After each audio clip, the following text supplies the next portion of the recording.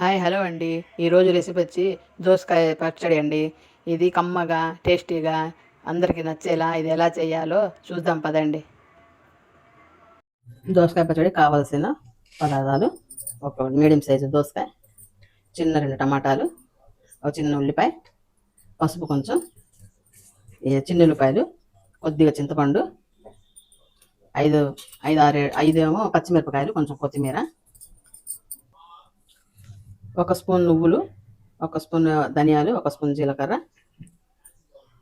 2 spoon పల్లీలు. Stove on చేసుకొని ఒక ప్యాన్ పెట్టుకొని ఒక స్పూన్ ఆయిల్ వేసుకుందాం.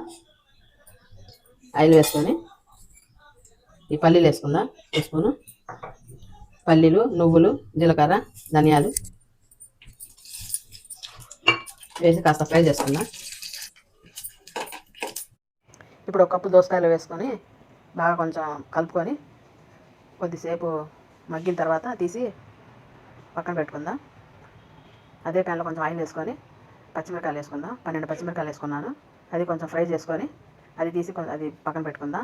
ఆ ప్యాన్లోనే టమాటాలు, ఒక కప్పు టమాటాలు, పసుపు, కొద్దిగా చింతపండు వేసి కొంచెం మగ్గిన తర్వాత మొత్తం చల్లారిన తర్వాత గ్రైండ్ చేసుకుందాం. ముందుగా పచ్చిమిరకాయలు, పల్లీలు అవన్నీ ఉన్నాయి కదా, నువ్వులు, అవి కచ్చపచ్చ గ్రైండ్ చేసుకొని అందులోనే ఉల్లిపాయలు, ఒక ఉల్లిపాయ, వెల్లుల్లి 4 రెబ్బలు, కొత్తిమీర, టమాటాలు చింతపండు మగ్గాం కదా, టమాటాలు, తగినంత ఉప్పు, దోసకాయ ముక్కలు అన్నీ వేసి గ్రైండ్ చేసుకోవాలి. తర్వాత ఒక ప్యాన్ పెట్టుకొని మళ్ళీ దాంట్లో ఒక స్పూన్ ఆయిల్ వేసుకొని శనగపప్పు,